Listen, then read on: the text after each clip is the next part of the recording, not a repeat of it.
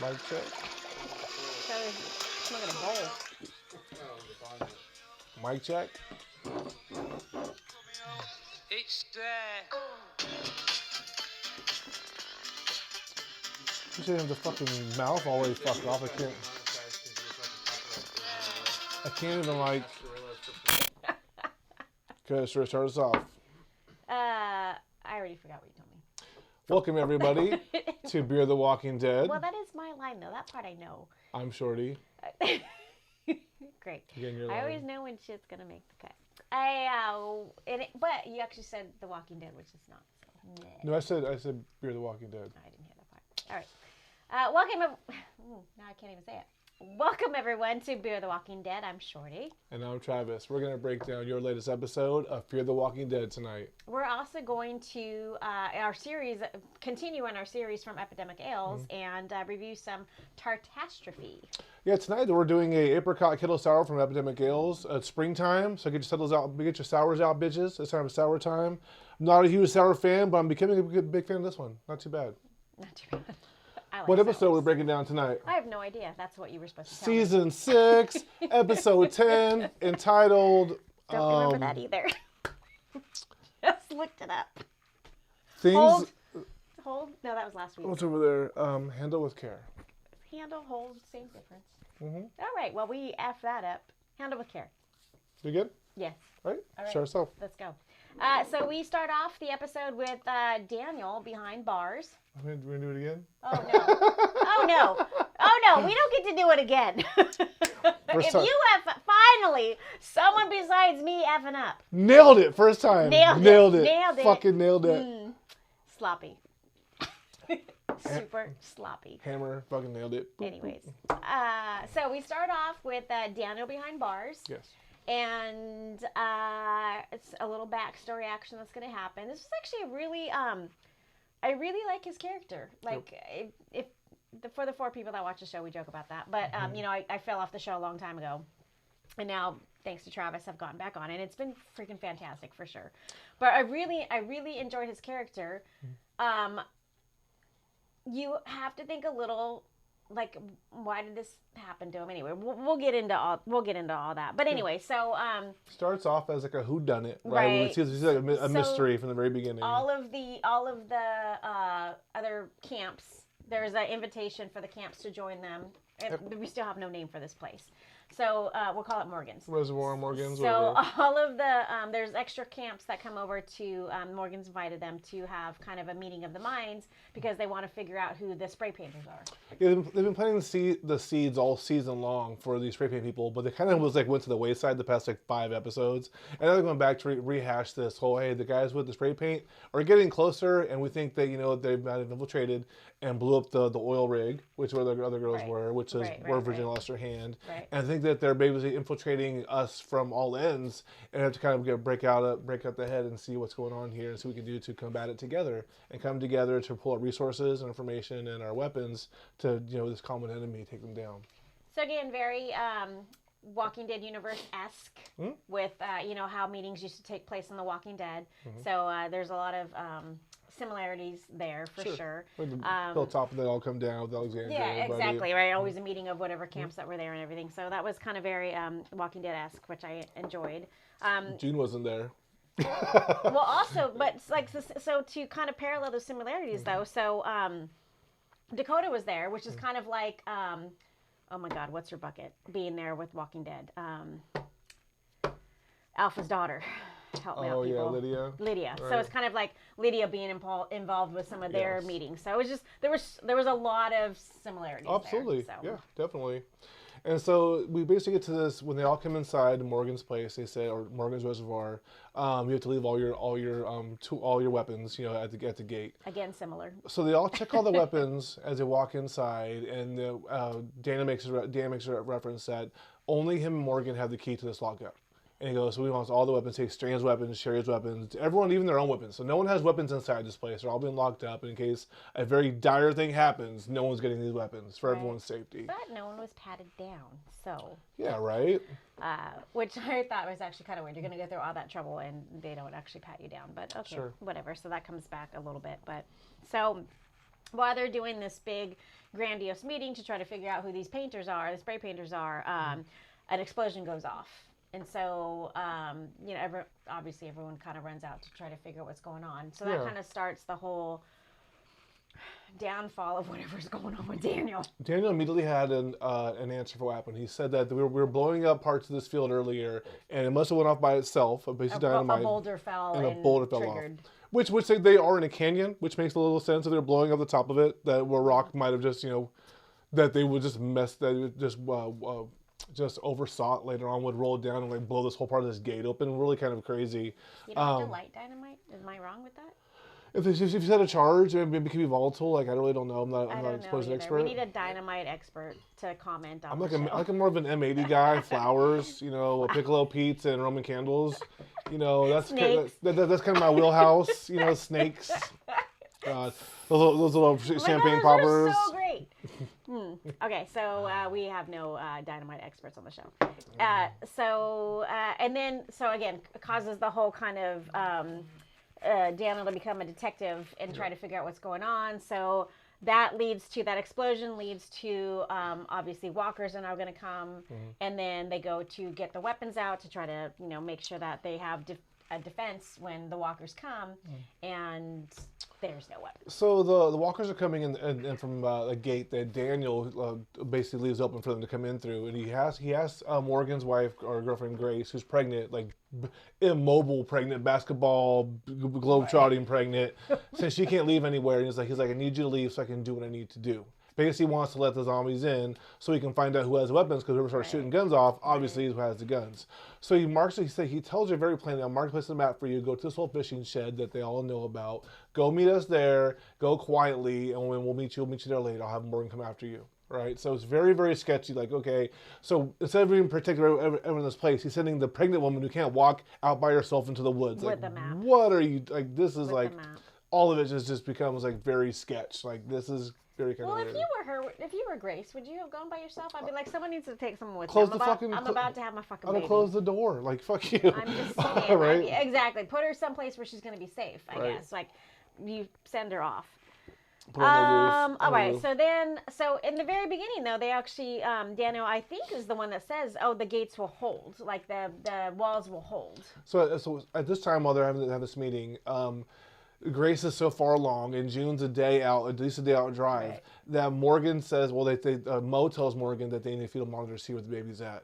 And Morgan goes, hey, I know a place on the beaten path where there's a fetal monitor. 15 years out of the apocalypse, I know where a fetal monitor is. So it'll work, no problem. Don't worry, it's off the beaten path. So I'll go by myself. I'll take the truck. I'll just bring the rabbi with me. No big deal. I'll bring back the fetal monitor, and whoever wants some biscuits and gravy, I'll bring that back too. No big deal. Oh, no, that sounds delicious. So Morgan leaves, right? So they're all having their meeting, and Morgan leaves. And once Morgan leaves, Morgan goes away. Very, very fucking sketch.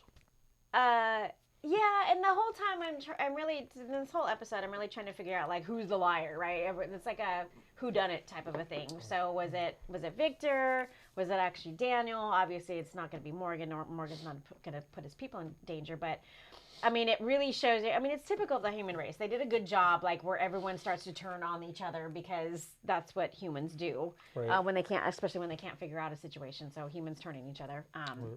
So the breach happens. So zombies actually get on the inside. They have no weapons. And I'm sorry, was that before or after the confrontation with Victor? Right before. So right before Dwight can get eaten by a zombie by one coming up to him, Strand pulls out a gun and kills one of them. And then Daniel's like, "Aha! That was the trap. We found you. You had the guns all along." It was a pretty smart trap, by the way. Except for having to send the pregnant woman away. He just pulled out a pistol. If that's going to happen, wouldn't you go for the big guns? But it's like, what was the risk reward? Like, this woman can now be dead with their baby in the woods because to find who has your guns. Like, it kind of doesn't. The ends doesn't justify the means to me. I thought it was a brilliant plan. It wasn't a bad plan, but I think I think it's a small pebble to a bigger plan that's happening. For sure, for sure. All right, so then. They put Victor in jail.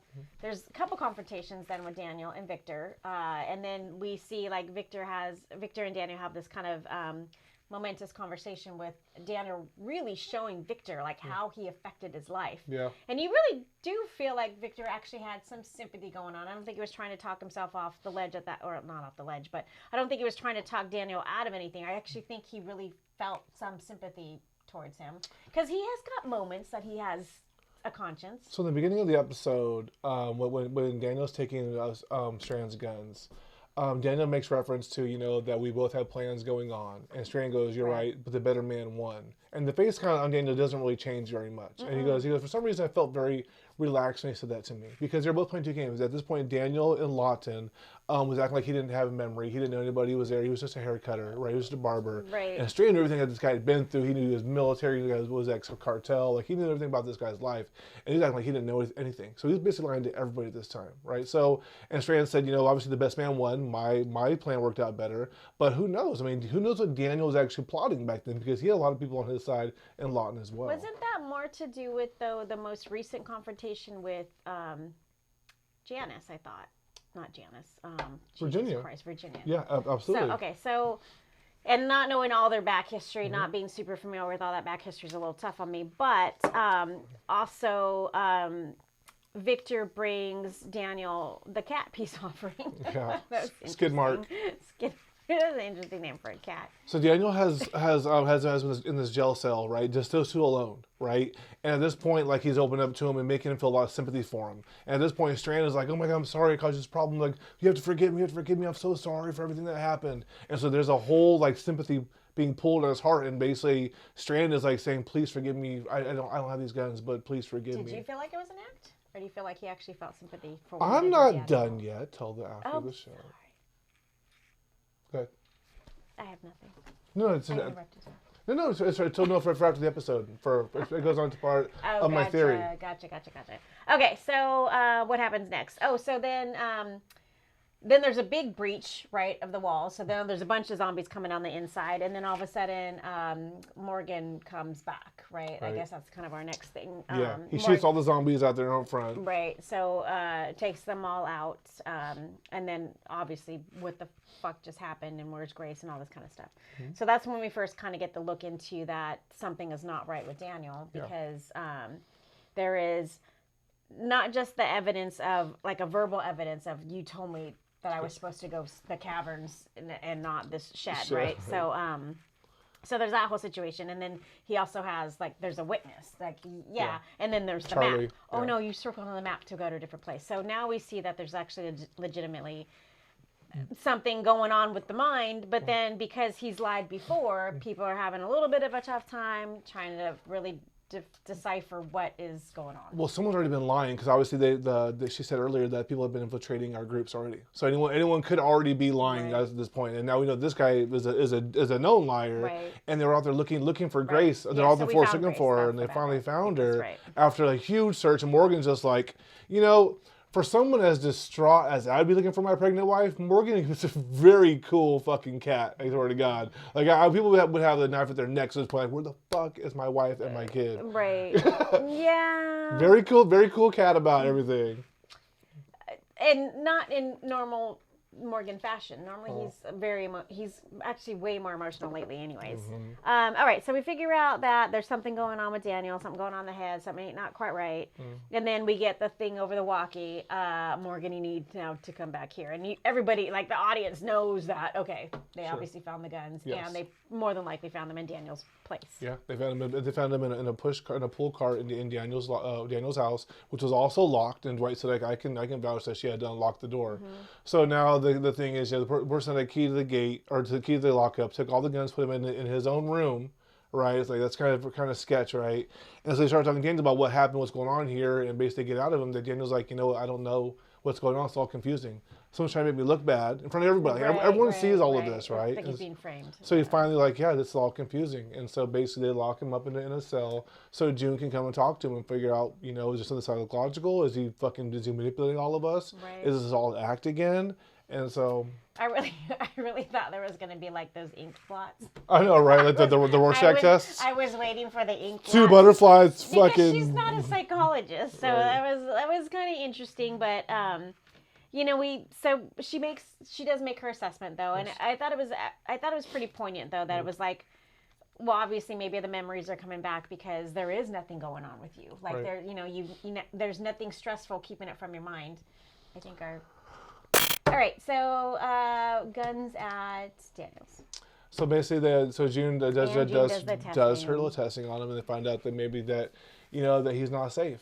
And then so Daniel's walking outside of the Morgan's reservoir, and he has a horse. He's going to go off himself, and he's afraid that he's going to hurt everybody else there because we see him in season 2 burn down the whole Mexican building. Right, this guy will start a fire. That's how crazy he gets. And he's worried about himself. Like he actually really wants to protect the people inside because he cares about them. Yep.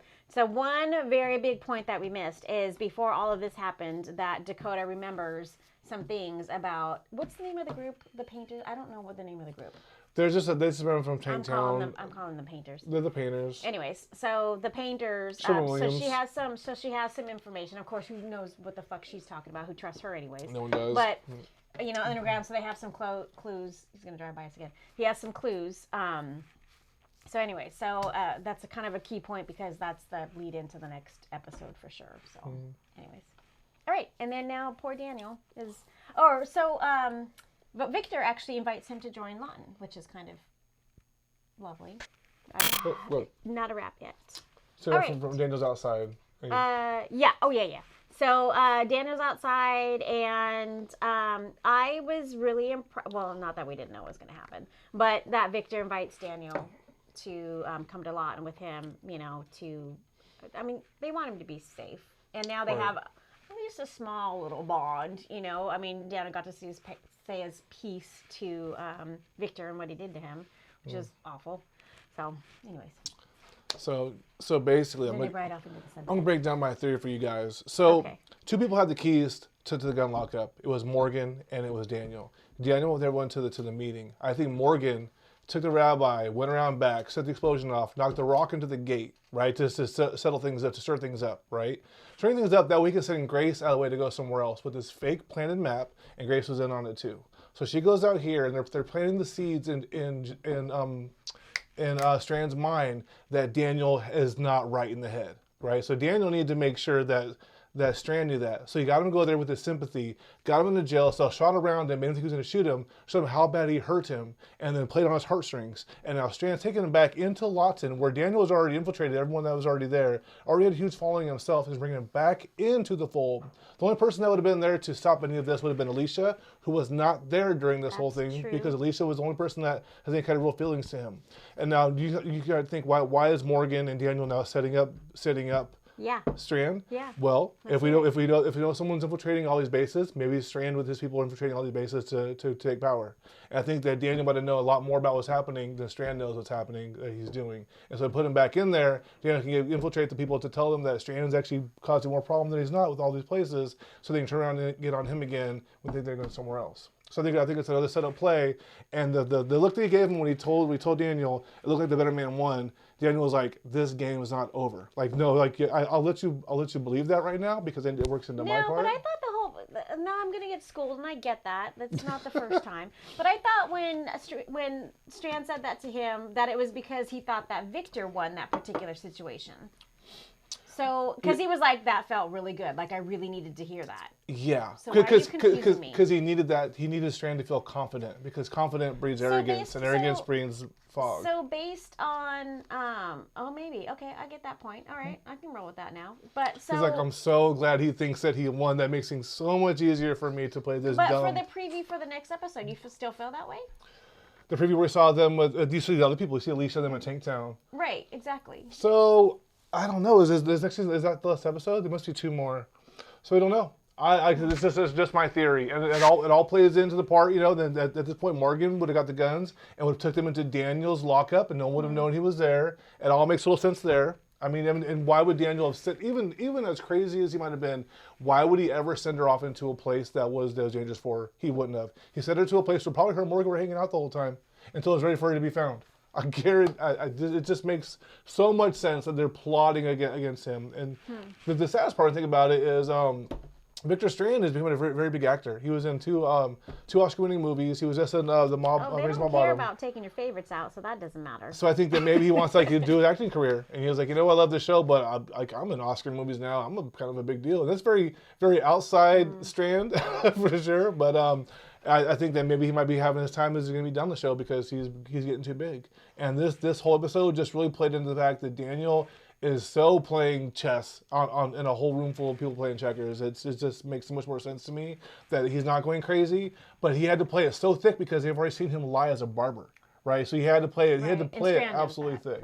So Strand knows that. That the key person really knows that. Is this a theory? I'm usually always right about It's everything an live. interesting theory, and I would actually be like probably 100% on board if for not seeing the preview for the next episode, because they keep bringing back that crazy white-haired dude, which we have no idea. But every single preview has that dude guy in there, so we'll see. What it could be one-off, but the least of episodes is the best. Especially the one with the guy with the horns on his head. Right, Lisa always finds the coolest fucking villain. So we'll see. And then they go. They're back in town. They're underground. Remember the straight painter people out there. So and then Dakota's not lying, so there's that too, right? So. I don't think the straight painting people are the same as people that are infiltrating inside the groups. I think there's just fractions of people, like Sherry's group used to be part of Virginia's group as well, and they just hated being part of it. They hated being part of all that. So did Dory. So I think that's more people just like that Strand has been manipulating to do all this. I think Daniel is on a very tight list of people since he was playing so dumb that he probably has a lot more people that were doing this than Strand led on to. We'll see. What this episode did for me, though, I really like Daniel's character. Yeah, he's great in these past seasons. He's a really good character. He's a really good character. Maybe one day she'll get into all of the seasons and really like it. Now I really don't feel like I need to. I have you for that. It's like, no, I don't need to do it. Anyways, on to the beer review. Good review. Very good review. So theory, but good review. Oh, Apricot. Okay. On to the beer review, right? On to the beer review. On to the beer review, says cameraman Paul. We have the green light. Tartastrophe. Shorty, go. So this is the latest in their series of different Tartastrophes, actually. So I think this is the fourth one. I might be wrong. I've tried them all, but I think this is the fourth one. So 5% alcohol, made with a shit ton of apricots. So I'm actually really looking forward to this. Apricot has to be one of my favorite fruits of all time, so I'm actually really looking forward to this one. And apricot inherently always has kind of a sour, it's a crapshoot, right? What you're going to get, if you're going to get a sour apricot, if you're going to get a sweet one. So I think this is a perfect fruit for a sour. Yeah, here we go. Apricots for a ripe, juicy, razzle, dazzle. This is funny. Pucker sour sweetness. So you definitely almost feel like you're having like a pack of like Sour Patch Kids for sure. You have it like right here in your tongue. If I was in a movie theater, this would be the shit right now. Just solidify it. Let me chew it down. And I think it says that how many 250 pounds of apricots. It's a lot of fucking apricots. I'm trying to get really into sours. I've never been a big fan of it. Not really big fruity beers or fruit in my beer. But for some reason, like I've been really misplaced on sours, and I think I need to give it a way better shot. And there's some a lot more potent out there. Some of the lactose are a lot better. The blueberry waffles are awesome. But this is actually a pretty good sour. I like the tang to it. One thing that really sucks is that it's really low alcohol content, but that's not too bad for the beach. If you're on the beach where it's really hot, you don't want like 11%. Travis doesn't want to get fucked up. If I'm drinking, I'm a cocktail booze guy. So if I'm drinking beer, it's got to have a kick to it. But if I'm on the beach somewhere and I got nothing around me for a while, I want a low alcohol content beer like this that's just light and just, it's perfect. It's perfect for the beach, absolutely. Or a pool or somewhere where it's just nice and mellow. This is a good summer beer for sure. Yeah, and people, if you guys aren't tart or sour fans, get on the train. They're not bad beers.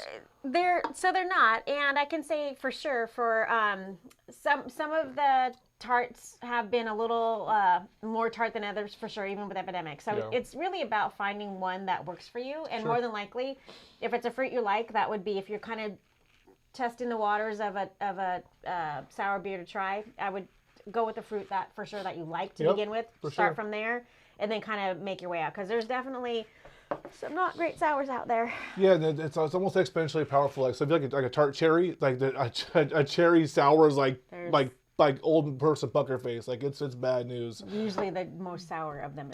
Berries, like strawberries, like blueberries, like something that's more like just like bland. Probably perfect for a sour for a new person. But some people love this this tart, and I'm a big Sour Patch Kids fan. I'm a Sour Patch Kid at heart. This is definitely up my alley. Nice. So yeah, try them for sure. All right.